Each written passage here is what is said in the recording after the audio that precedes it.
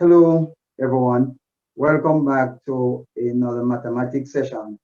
Oni Macleod is the name, and for today's class, we will be solving quadratic equation. Now, the method that we'll be using today to solve quadratic equation is completing the square. So we want to solve quadratic equation by completing the square.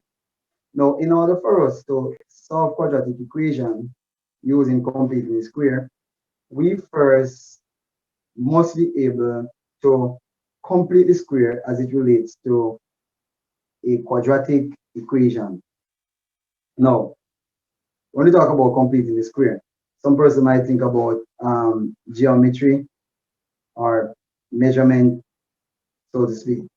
So what we're going to do today is that we're going to concentrate a little bit on completing the square. First, we're going to use geometry to really look at it. Now, when we say using geometry or measurement to complete the square, what is it that we're actually talking about? We're going to be using what is called algebraic tiles to represent the different terms that we have on the board. We're going to use algebraic tiles to represent the different terms we have on the board. Now, as it relates to our algebraic tiles, the first thing that we're going to be using is a square. Now, when you look at that, you'll see a square there. Sorry, we have our square there. Now, if you notice that we have our blue square. Now, it is blue because it is representing this term here. And this term is a positive term, so we have it in blue. If it was a negative term, then we would have it in red.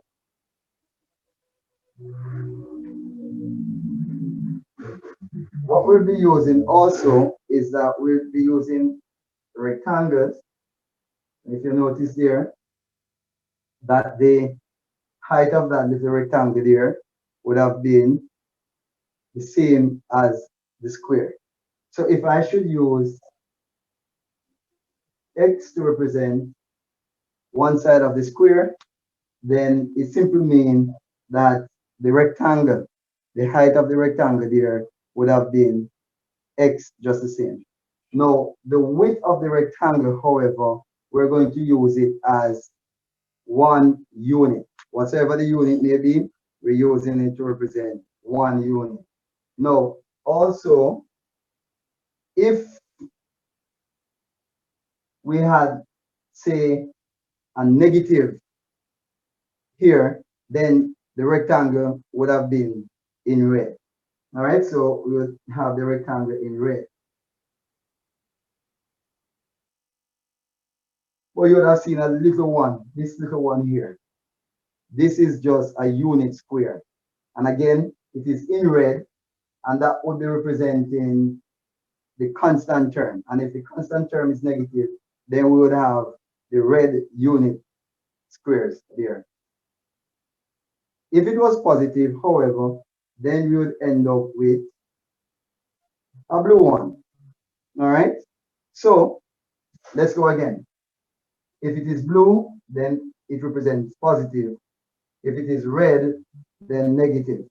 All right? So we have the square to represent the square term, and we are using rectangles to represent the B term, so to speak. And those square units, we're using it to represent the constant term. Now, if you notice here, we have x squared here. We have x squared. Okay, so I'm going to remove these quickly. So I have x squared, so I could actually leave it like that. So we say that part would have been x, and that would also be x. Now, notice here we have positive 4x. So since it's positive 4x, we're going to now use some rectangles to represent our positive 4x.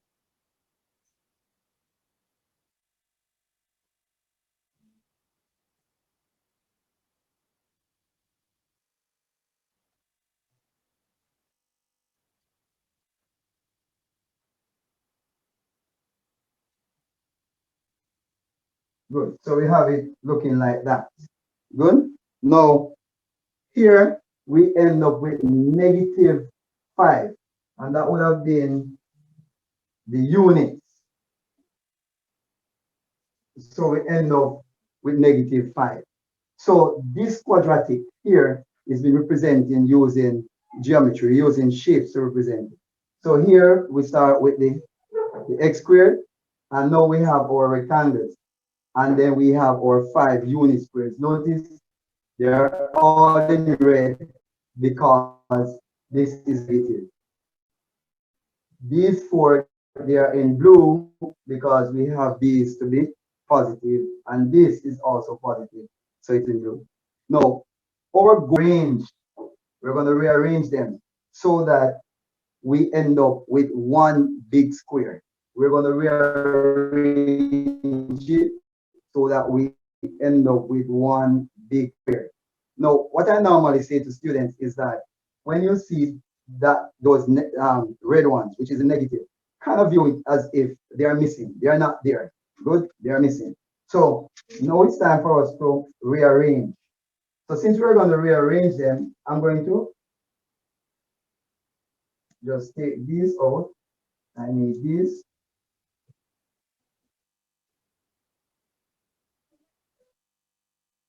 I need this.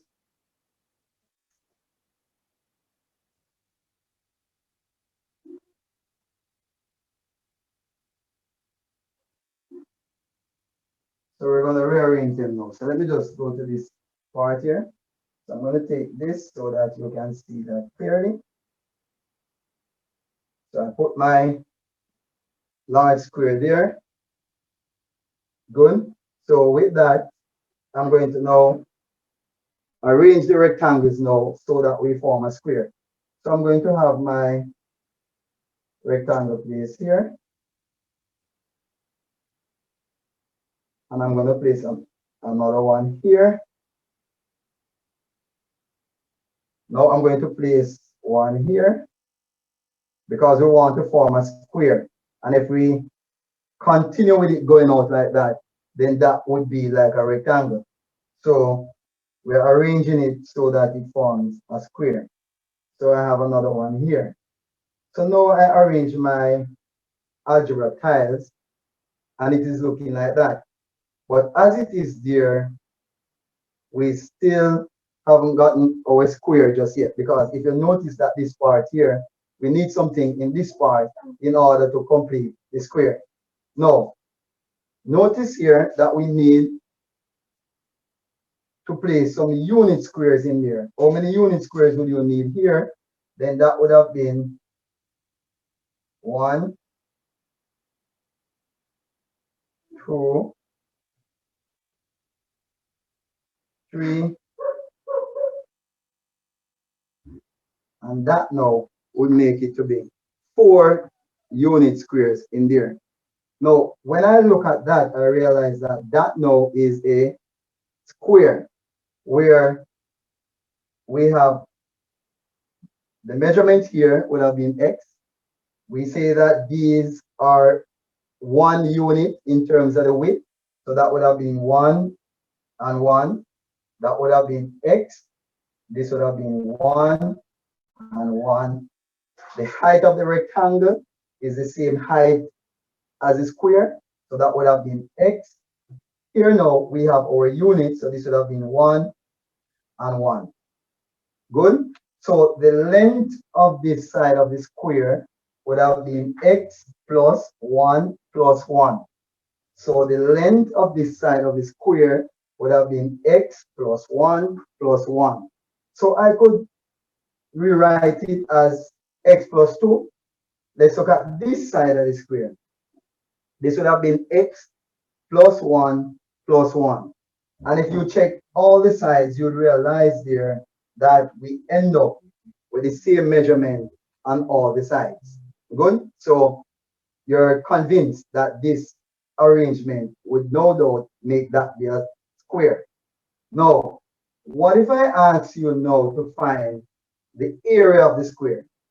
Good? So the area here of square is equal to L squared or S squared. Length times length, side times side. Now, what would be the length of this part of the square? Very good. That would have been x plus 2. Now, because the length of the square is a binomial expression, because it is a binomial expression, it consists two terms. In this case, we're going to be using brackets. So that's one side. The next side would have been x plus 2. All right. Now, if you notice here that this would have given you the area of the entire thing. But remember, I said to you earlier that the red ones, we're going to view them as if they are missing. They are not there. So let's look at it. This piece, we cannot involve this piece in our area because we say it's like it is missing.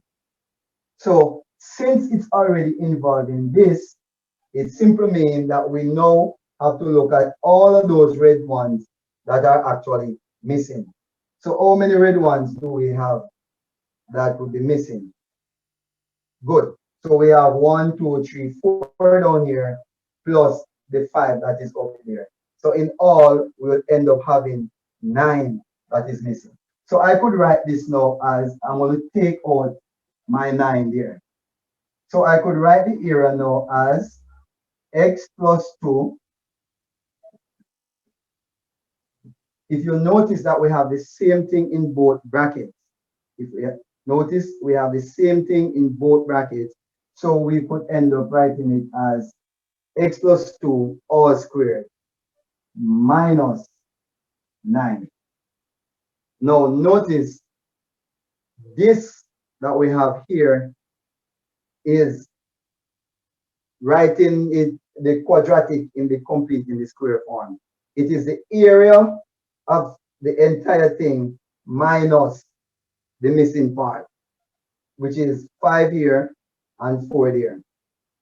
Now, whenever we write a quadratic expression in this form, we say that it is written in the complete in the square form or the vertex form. Now, if it is written like this, then we can always use this to solve the equation because we could equate it to 0. So this is just one way that we could actually use to complete the square. We could use our geometry. We could use our shapes. All right, so we use our algebra tiles and we would now complete the square. However, you're not going to be able to take your algebra tiles inside of the exam. You're not going to be able to take your algebra tiles in there. Therefore, there must be some other way that we can actually complete the square. So let's look at that. Get rid of this quickly.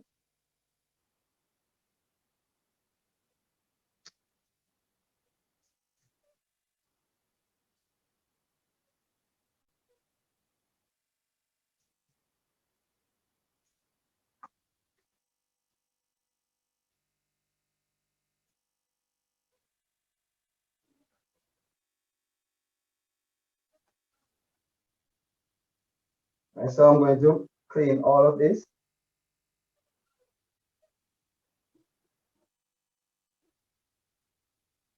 And we're going to be looking at the completing the square. Now, before we start looking at this, let me just say this to you, that the general form of completing a square is written as a into x plus h all squared plus k. Or we could write it as plus or minus, plus or minus. All right, we could write it that way. So we want to write this so that it looks like this. Remember, we did it before where we use the geometry, we use our shapes to find the area and we see what that was. So let's see what we can do with this. All right, now there are a few steps that you need to follow. Very, very simple steps to complete the square. The first step I would want you to do is to bracket your two variable terms. That is equal to 0. So we bracket our variable terms. Now, in this case, the coefficient of x squared is 1. So we can go ahead and bracket the two variable terms. When it is not 1, there's something that we need to do in order to get it to be 1. Now, let's look at this. Now, in order to complete the square for this thing, what we're going to do here is to find half of the b term, half of the coefficient of x, which would have been 4. Good? Half of 4 is going to be 2. Now, having done that, half of the b term, which is 4, then we're going to square it. We're going to square that. So when I find that, I'm going to end up with 2 squared, and that will end up giving me 4. Now, having done that, I am now going to add this 4 inside my bracket. I'm going to add the 4 inside the bracket. Now, notice here that I will go ahead and I will say x squared plus 4x plus 4 minus 5. Now, here, because I am actually adding something to the expression, because I'm adding something to this expression, I don't want to change the expression. I want it to remain the same thing as what we have up here. So because we're adding this 4 here, we need to also subtract. Now, what I want you to understand here is that in this case, I'm going to subtract 4.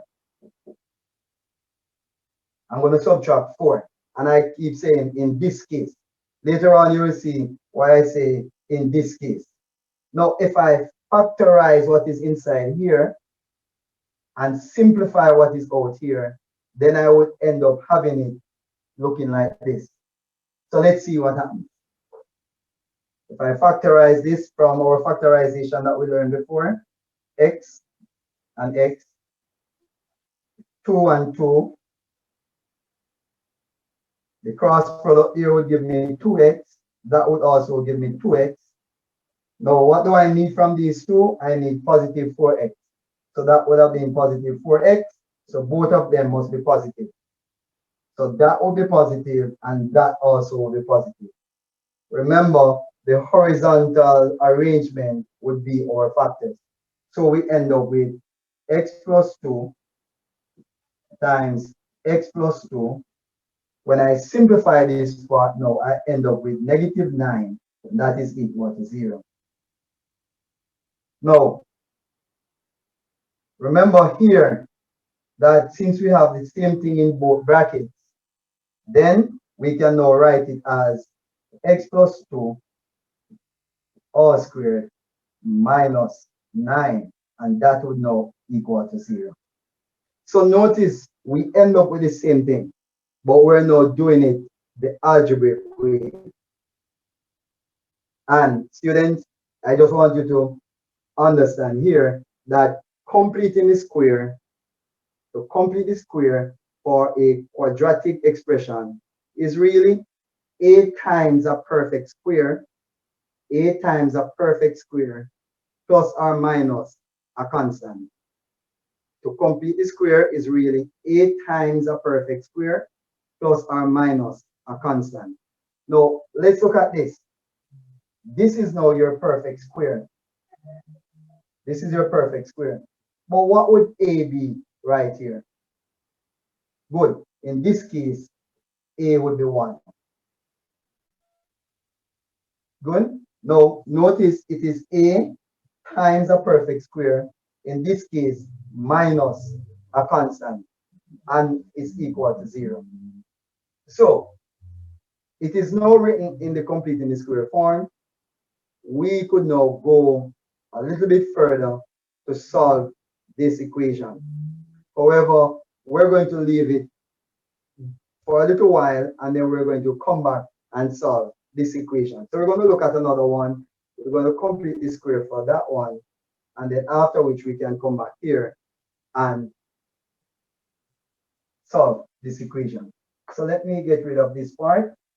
We get back there. Don't worry yourself about it. Let's say we have 2x squared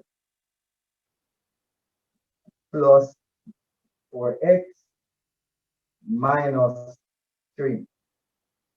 Now you're asked to complete the square for this. Now, if you notice the one that we did before, that the coefficient, the a term was 1. The a term was 1. And that makes life much, much easier for us when the a term is 1. Good? Now, if it was a case that you were to use the algebra tiles to work this out, what you would end up doing is that you would only use one of those x squared.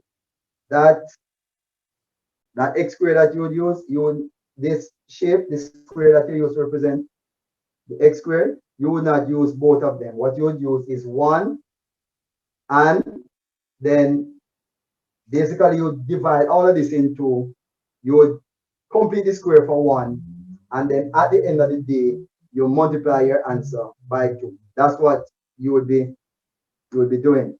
So to make life easier for us, we want to make the coefficient of x squared to be 1. In order to do that, again I say bracket those two terms. Now I want the coefficient of x squared to be 1. What do I need to do? I need to factor out this a term, which is 2. So I'm going to factor out the a term. So 2x squared divided by 2 will end up with x squared plus 2x into 4x will end up giving me 2x. And I will close my bracket and I minus 3 from that. Now, remember the set that we looked at when the coefficient of a is 1, then we're going to find half of the x coefficient and then square it. We're going to find half of the x coefficient and square it. We can only do that when the coefficient of x squared is 1.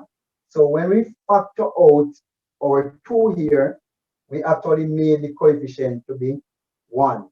So we're concentrating on what is inside the bracket now.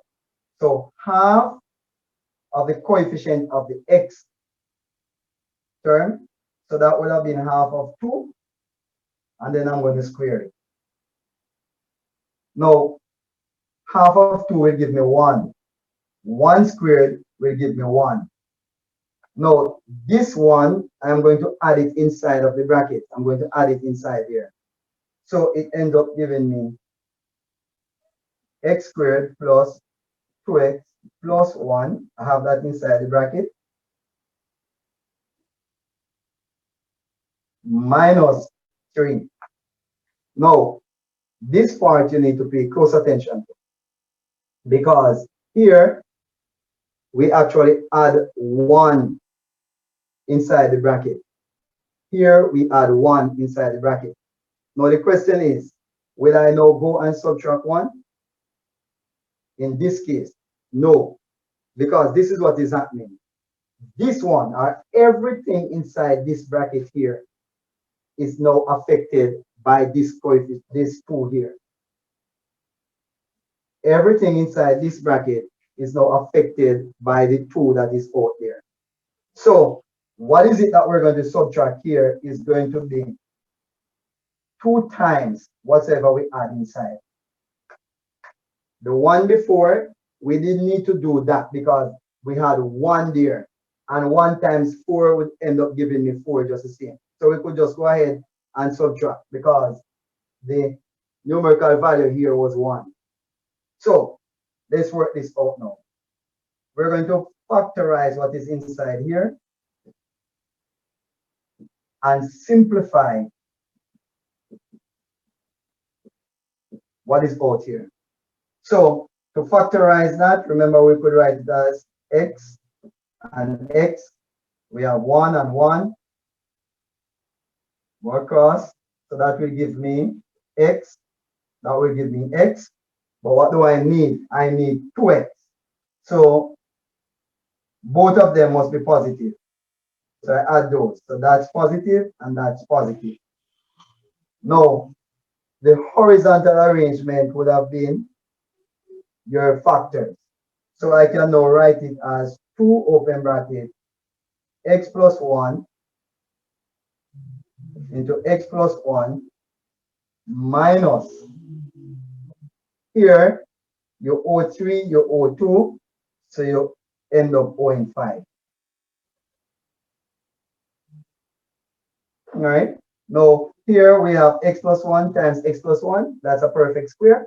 So I can now write it as 2 into x plus 1 all squared minus 5.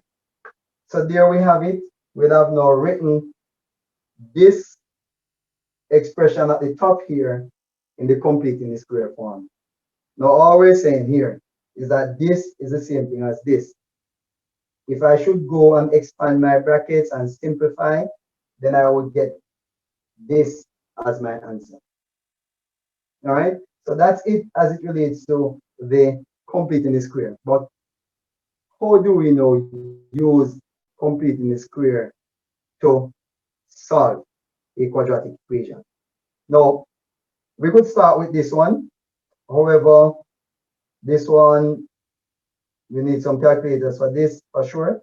So what we're going to do here is to go back to the other one, which will make life a little bit easier in terms of explanation. All right.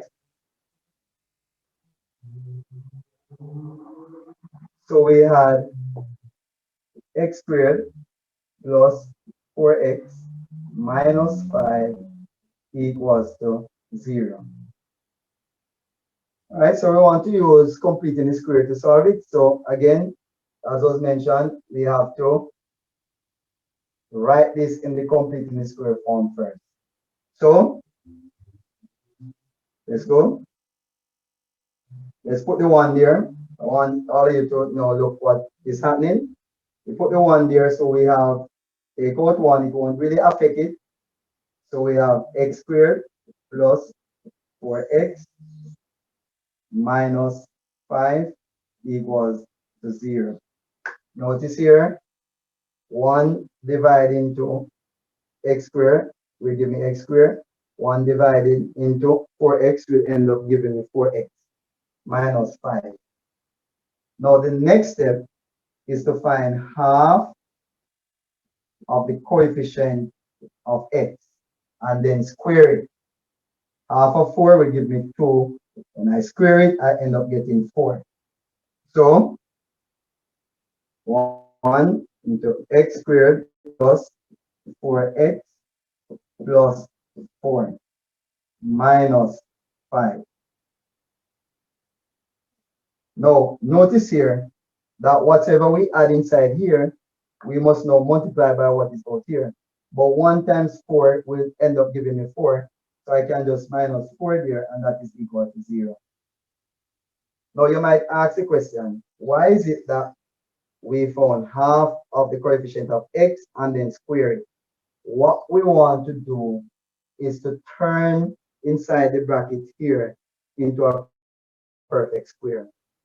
We want to turn this part here into a perfect square. Good? So when you turn it into a perfect square, you know you have that part. But because you're adding something to the expression, we have to subtract in order to have the expression remain the same. So we can go and factorize. So let's go quickly. We already know that this will end up to give you x plus 2 all squared minus 9. And that is now equal to 0. Now, in solving this, we're going to transpose and make x the subject. We're going to transpose and make x the subject. But at this stage, you should know the order of arithmetic. And the order of arithmetic, we use lambdas to represent the order of arithmetic. Good? Now, remove brackets, remove powers, multiply, divide, add, subtract. We know all about that. However, when you're transposing, we're doing the opposite. What you do last for the order of arithmetic is what you do first when you're transposing. It's simple. It's like going to school in the morning. Your socks and your shoe. Going to school in the morning, you put on your socks first, followed by your shoe. Right? But what about when you come back home in the evening? You don't take off your socks first. No. You take off your shoe, then the sock. That's what is happening when it comes on to transposition when compared to the order of arithmetic. So I could easily write it down as sod mouth. So what did we do last down here? Subtract. That's the part that we're going to concentrate on first when you're transposing. So let's go. So here is the subtraction part. We're going to transpose this part first. So since we're subtracting here, we're going to end up adding 9 to both sides. So we end up with x plus 2 all squared. And that is going to equal, if I add 9 here, it will cancel out this. And I'm going to add 9 over here. So I end up with 9. Now what next? What next? Now, remember we say we're using SAD map. So subtract. We look at that part. Addition. You're seeing an addition here, but this addition is inside the bracket. So we can't look at that just yet. So division. There's no division here. What next? Multiplication. Okay, here's the multiplication right here. So I would now get rid of this term right here. But because this is 1, if I divide, it really won't change anything. So, and I divide over here, it won't change anything. So I end up back with x plus 2 all squared is equal to 9. Okay, so we finish with that multiplication part. Now, we're now on to the power part, the exponent part. Now, it simply means that we need to get rid of this square. Now, to get rid of the square, we're going to have to take the square root of both sides. So it's going to be x squared plus, sorry, not x squared, x plus 2 all squared equal to 9.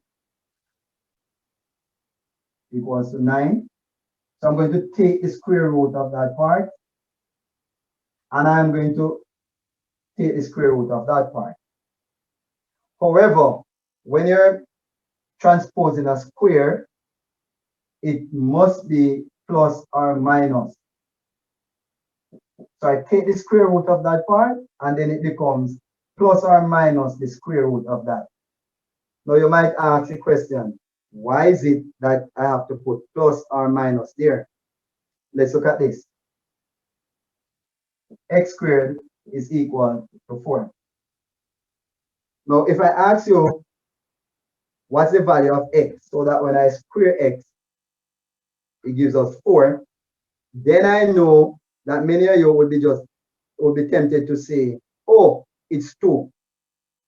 Not that you're incorrect, because if I square 2, it is going to give me 4. But what if I square -2? What will that end up giving us? That will end up giving us 4 just the same. So what we're saying is that when you're squaring a number, when you square a number, whether the number is going to be a positive number or a negative number, when you square that number, it is going to end up giving you a positive answer. So therefore, we can write this as x squared, take the square root of that, equal to plus or minus the square root of that. The square will cancel that, so you're left with x, and x is going to equal to either +2 or -2. Because when I square -2, it is going to give me 4 just the same. That's the principle that we're applying right here. So that would cancel that. I'm now left with x plus 2 equal to plus or minus, when I find the square root of 9, that would end up giving me 3. Square root of 9, that would end up giving me 3. Now it's now time for me to concentrate on what is inside the bracket, which is x plus 2. So I need to get rid of this 2. Since I'm adding here, all I need to do is to subtract 2 from both sides. So this will end up giving me x equal to plus or minus 3 minus 2. So it is going to be positive or -3 minus 2. So it's x equal to positive or -3 minus 2. Now in this case, all we need to do here is to separate these signs here. So I could write it as x is equal to +3 minus 2, and this would end up giving me 1 as the answer. Or I could write it as x is equal to -3 minus 2. You owe 3, you owe 2, so therefore you would end up owing 5. So there you have it. We would have completed the square as it relates to the quadratic equation. And then after we complete the square, we now went ahead and transposed, and we now reach to the point where we end up finding the values of x. We end up finding the values of x. So we could actually look at maybe one more. We could look at one more, just one more.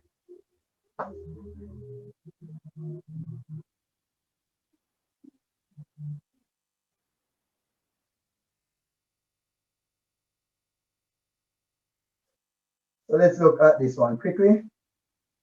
If I have x squared plus,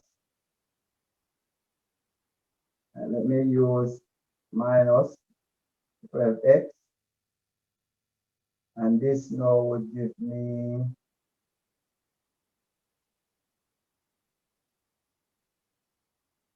minus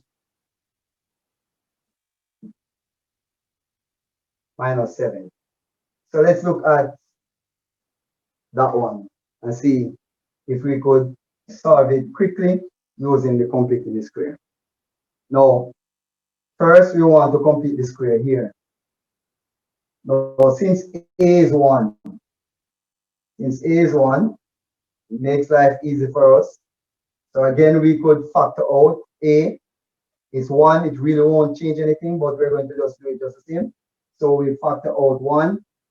So x squared divided by 1 will give me x squared minus, here 1 into that will give me 12x, close my bracket, minus 7. All right.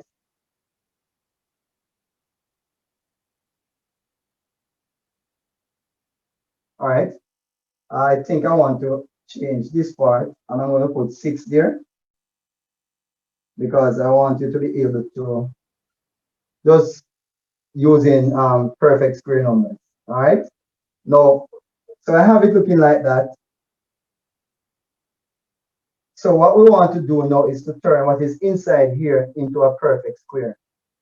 Now to turn this part into a perfect square, again, we find half of the coefficient of x, which is half of -6, and then we square it. Half of -6 will give me -3. When I square that, it is going to give me +9.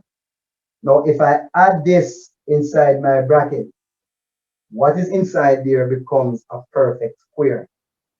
So I'm going to add this inside the bracket. So this now becomes x squared minus 6x plus 9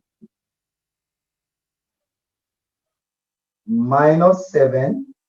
Now remember that I'm going to have to subtract because since I add something inside here, I have to subtract something out here so that it remains to be the same thing as what we have up here. So in this case, what am I going to subtract? It is going to be 1 times 9.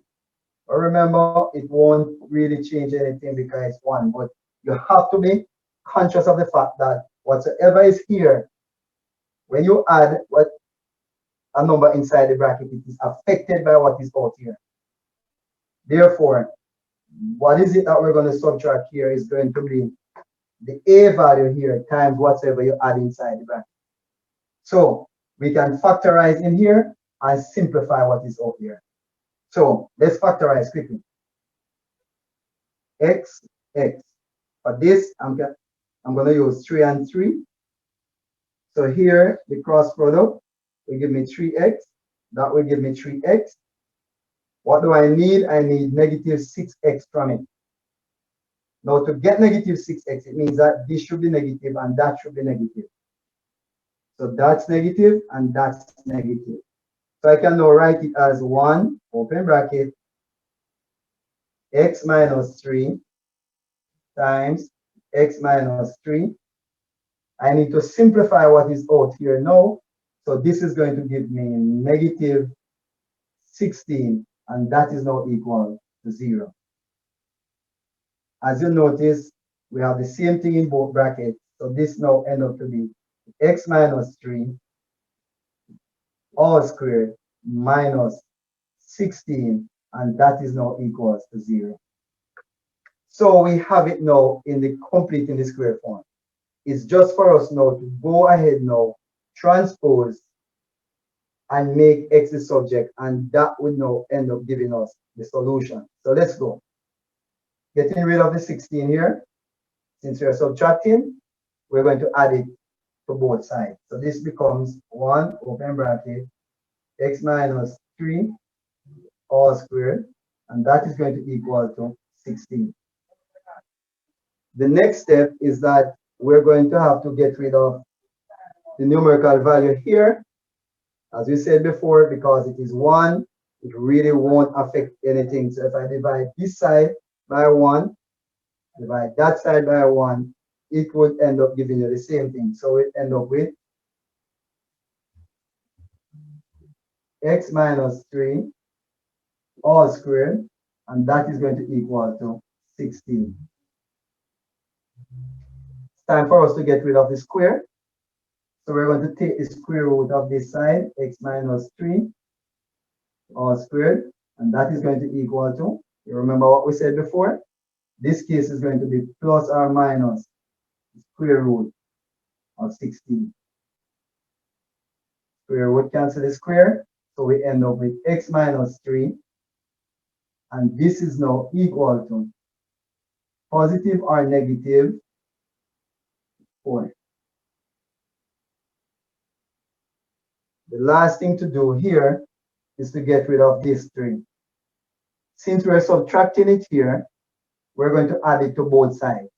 So we end up with x is equal to positive or negative 4 plus 3.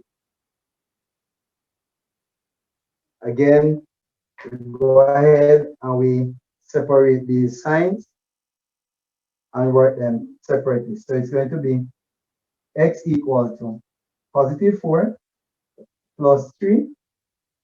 In this case, x is going to give us 7.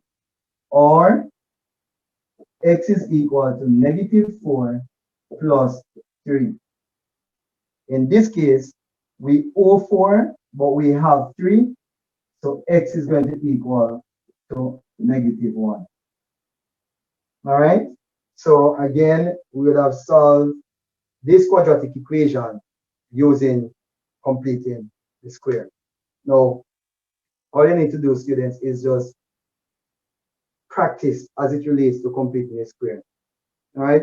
There are different ways that teachers would bring it across to you. And whichever way you feel comfortable with, you go ahead and you practice those stuff. And then you must also practice your transposition in order to solve the quadratic equation using completing the square. Now, this is where we'll have to end for today's class. So I look forward to see you again, where we could use completing the square to determine other stuff other than the solution or the roots of the quadratic equation. So the completing the square, we could use it to determine other stuff. So looking forward to see you then.